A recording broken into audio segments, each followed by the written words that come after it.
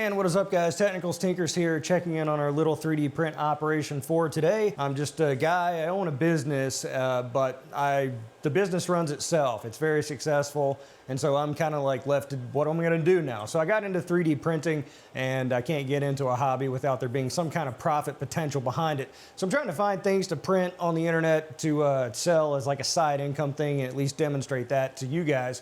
But also doing some exhibition prints and everything in between. So if you like, subscribe to the channel, follow along in the process. Maybe you can snipe an idea or two from me, or maybe just learn from my mistakes. So what have I got going on today? Well, you know, I've been talking about how this vlog style of thing, I'm doing different types of videos, more longer term videos. And so the vlog style thing, I'm gonna try to commit to doing it kind of throughout the day and actually just talking about like the 3D print style stuff of what I'm actually doing instead of being just formulaic about a certain thing and doing two monologues and kind of just sneezing it out. So what I'm actually working on today, if you saw the previous video, we had the giant failure on the Orange Storm Giga with the skull. Now I don't have anything printing there. I didn't immediately try to get going on that again because I have another idea slated up. I'm going to demonstrate that. Couple other prints here. Let's take a look at those. So over here we've got another character model, but don't worry, it's not spicy.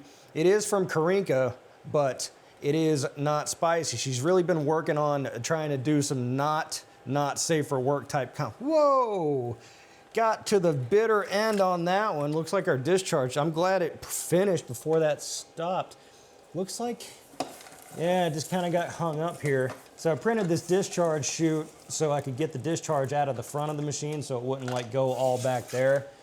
But sometimes it just binds up and makes a lava cake.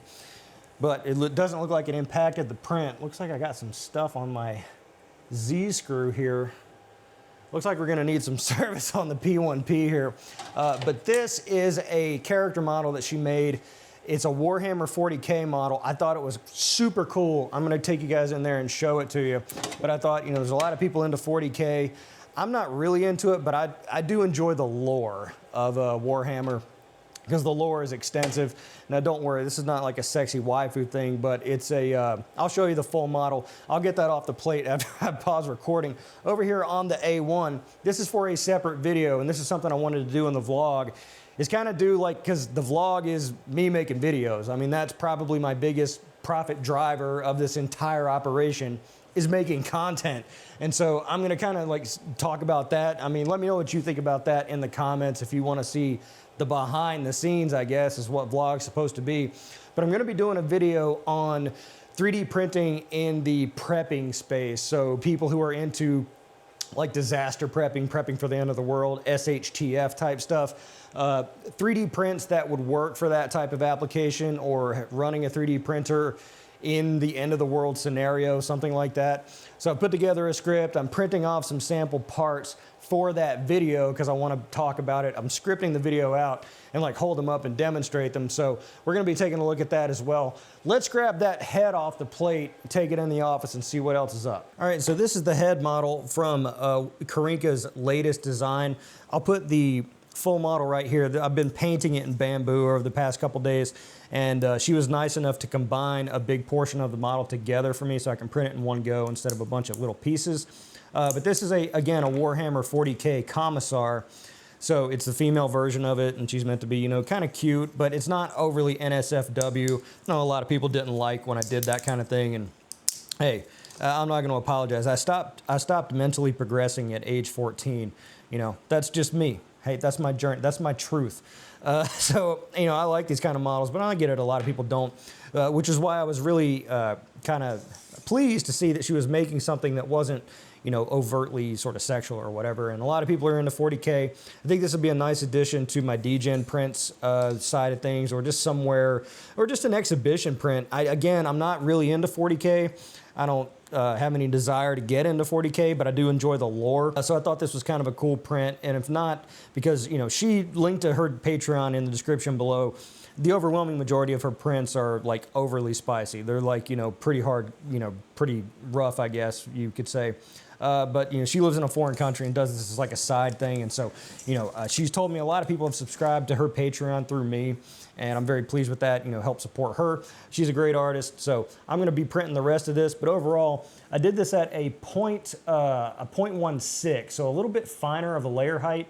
and it actually came out pretty good. I was a little worried about the supports kind of marring it up, but it came out pretty clean. As you can see, I did it very basic, 4 colors. Up here on the top, the layer lines get a bit heavy. No adaptive layer height on this. I was just kind of doing a test print. So the rest of her is like, she's got a real big cape and like, you know, a gun and like a saw or sword kind of thing. So we're gonna follow this over the next few days to see how this comes out. I'm not sure if this really merits a dedicated content, but it is interesting nonetheless. Another thing too, you see over here, this is a 30-inch thick, I think it's a 5/8 thick, tempered glass pane, because the other thing that I wanted to print on the Orange Storm Giga is furniture. I wanted to get into furniture. If you've been following the channel, you know I wanted to do this fortune chair, but I have concerns about getting like in trouble for printing it. So I thought, how about a coffee table? Because I can buy the glass top and that immediately gives it like legitimacy and like makes it look clean and manufactured.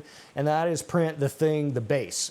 So that's what I'm doing right now. Let's go over to the S1 Pro and see the status of that. Again, I have both my FL Suns out here in my building. Really just from space concerns. It's dirty in here. Usually I like to clean it up, but again, I'm committing to the vlog style, very gonzo, very raw. So I've got my T1 Pro here, just finished up a print of some side duct parts there. And the S1 Pro is doing not the full base, but a test print because I kind of threw this together in Tinkercad and I wanted to print a small version of it to kind of look at it before I go and commit to printing it on the Giga. Because when I print this on the Giga, it's gonna be a lot of filament. So wanted to test it out here first. You can see I've got some issues maybe with overhangs, but overall it's doing pretty good. So it's like this honeycomb type of a base, and I'm actually printing it upside down. Well, I'm not printing it upside down. It's you can see there's an indentation in the middle, maybe, if I can get the camera close enough. Not really. It's kind of like this honeycomb base with a bowl in the middle, and that way when you put the glass top on, there's this recess in the center that you could put like a decoration or whatever you wanted. And so it would be underneath the glass. It might be a nice presentation. Wanted to do a smaller version of it here. It looks like it's gonna come out okay. We're gonna wait for it to print and kind of evaluate it, tune the model, and then throw it on the Giga. And sort of the final thing for today until we go into tomorrow is very pleased.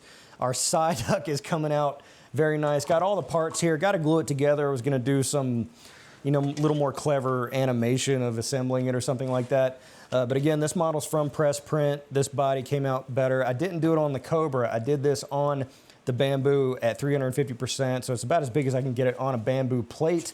I did it very low infill, came out very rigid. I'd have to add it up and see how much it cost me to print this thing, but I'm thinking I'm in for this at like, maybe like $6, $7. It's all, oh, this is Bamboo Matte PLA. The yellow is Elegoo Rapid PLA Plus. All the rest of them are bamboo filaments.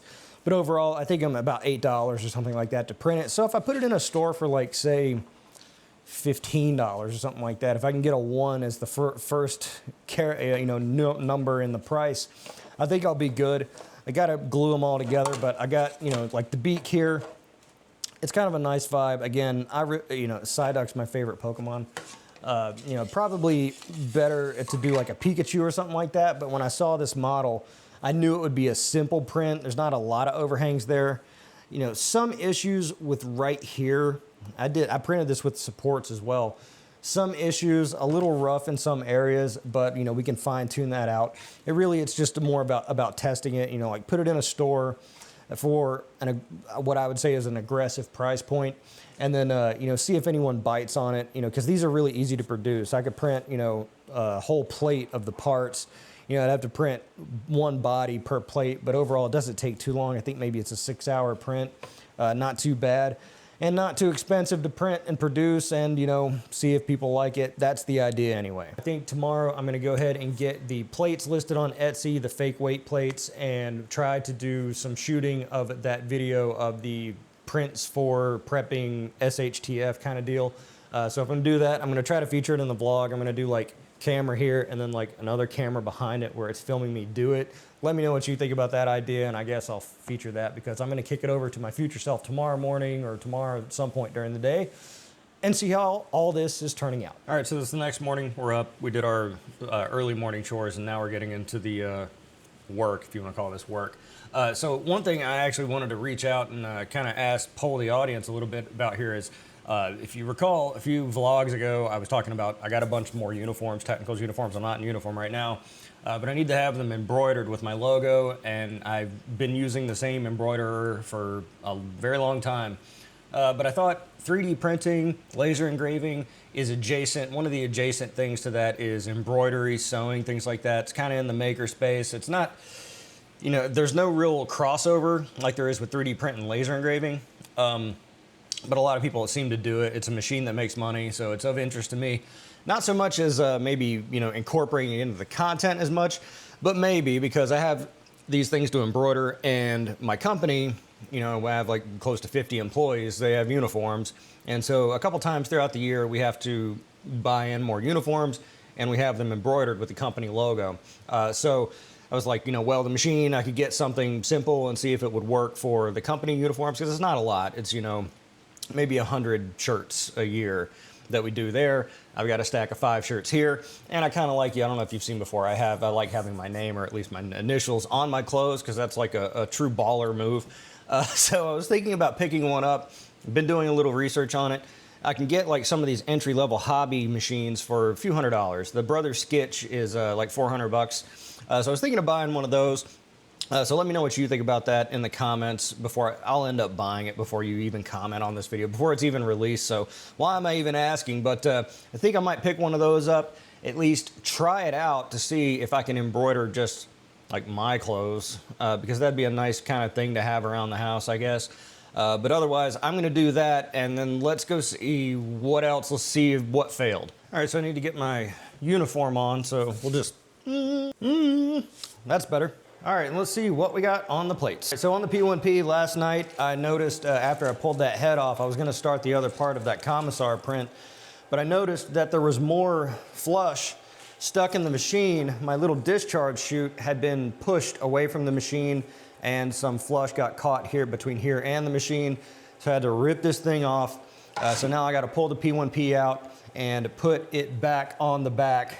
We got to go back on back to get that back in place before we start another print, because I don't want things discharging. I've thought about, because I don't really use the Cobras, Cobra 3 down there, if I just move that one, if I take that one out, then I could put a garbage can back there and kind of avoid all this rigmarole that I've been doing, but I don't want to move it just yet. I like having it here. It fills out everything. Over here on the A1, if you, I was printing the prepper items, had a failure. Like I'm looking around, I see the signs of a failure, like these strings, but I've not seen failure like this. This is just like it was extruding into space. It's not like your typical failure, because these are pretty straight strands. Let's see. I can't really tell. Nothing had like, I mean, is there something I'm missing here? No. You know, maybe could be this, this tourniquet stick somewhere in here. I don't know. I mean, overall, these look pretty good. So I'm going to pop these off the plate, clean them up, and probably try to at least maybe do a rough draft of that video today. All right, so a few things to do here. I've got my side duct to glue together. So for this, I noticed that the eyes seem like they're rattling around a little too much. So maybe I should send that back to, you know, I think I'll do that. I think I'll send that back to print. But for the rest of it, I've already got my glue out, so I'm gonna go ahead and glue this together.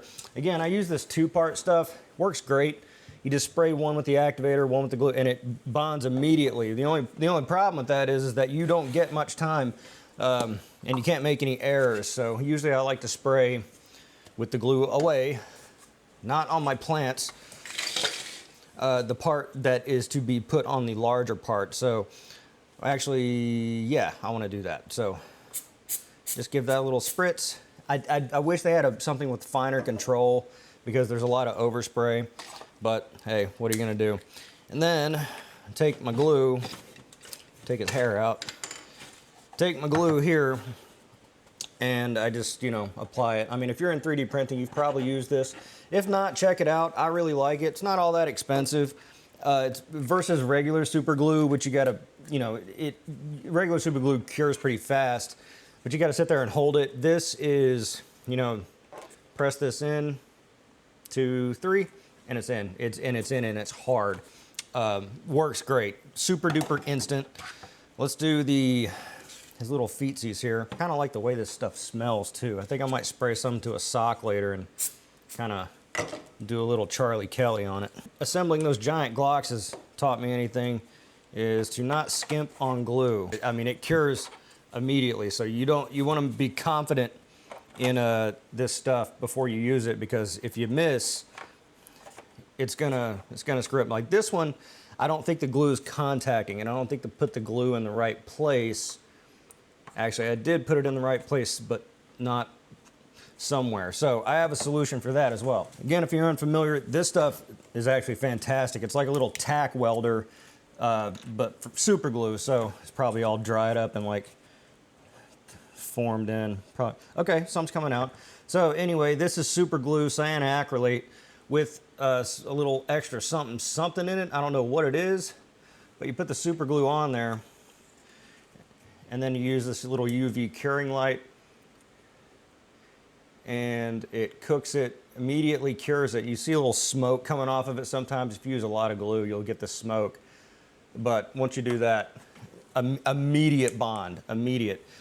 And I shouldn't have done that on the bottom, because now I got to set it down and it's going to like cure to the table. Well, it's rock hard, so I guess it doesn't matter.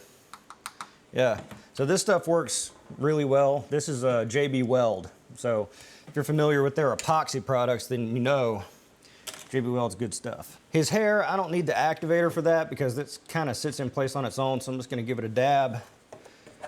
Stick that in there, let it rock. And then his eyes, I want to test fit because the eyes are confusing to me. So they go in this way. I'll set this down so I can slide it in correctly. I'll probably just spray on the inside.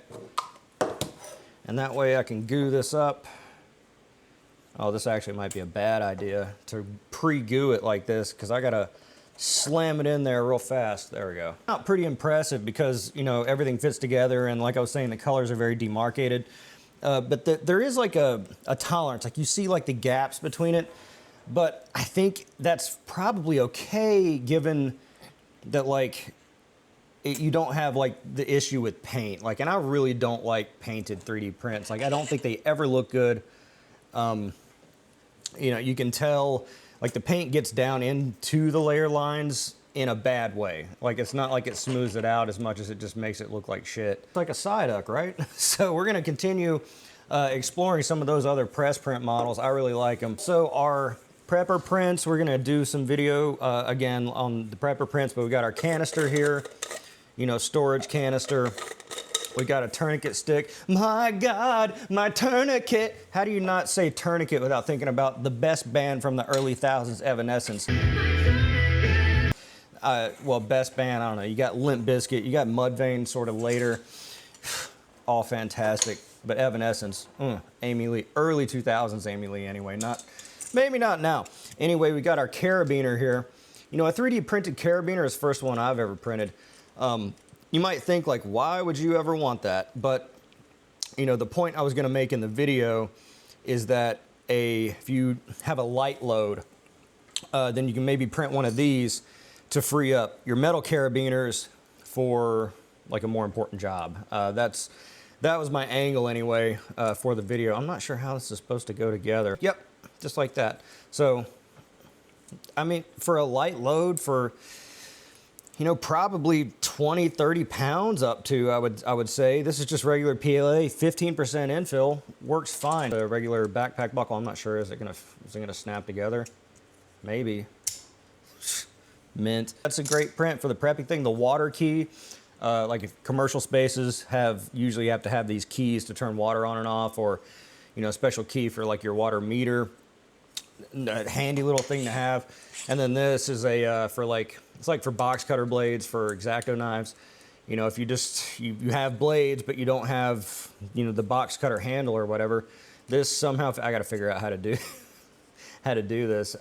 But it slides in, put your blade inside, and, you know, I imagine, slide it up and down, cut things, and then slide it back in. So that's a cool print. Let's run out in the building and see how the S1 Pro did with our coffee table concept. Oh my God, it's cold. It's nice having a somewhat heated building. I mean, this is a big open building, but those miners over there, really just the Bitcoin miners, keeping everything warm. Checking in on the S1 Pro over here, we're gonna confirm. Now I've had on the T1, when I go to pull the time lapses off onto the USB, it only gives me like 1 frame. So I think I might give it a little extra time. Let's go to files. What was this? All right, so it's showing me the video here. 0. Well, that says wire shelf. Back. Oh, do I gotta scroll up? Because I know damn well I hit the button for time lapse on this thing. Okay, so I guess it didn't do it.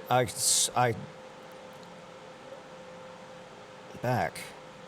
Because I could have sworn, I know for a fact I hit the time lapse thing. So, well, that's a bummer because that's just the G-code file. Anyway, it looks like it came out all right.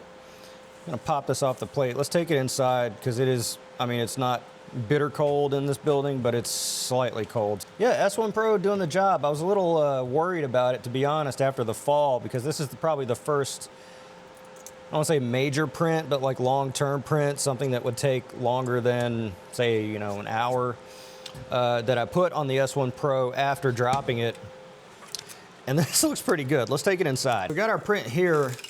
Again, this was kind of like, this is just the concept. So this is half or 50% of the size that we're gonna do in the end. A tiny bit stringy, but at full speed. Stock settings on the S1 Pro, which is fast. Like, the machine says 1200 millimeters. People come into my comments and are like, you know it's not really 1200 millimeters. How am I supposed to, how do you know? Is there I mean, maybe there's some kind of radar gun or speed, you know, kind of thing to test how fast that thing's moving around, or I guess people maybe get into the guts of the code and kind of find out what it's really doing. All I know is it's really fast. So if it's not 1200, then it's certainly faster than anything else I got.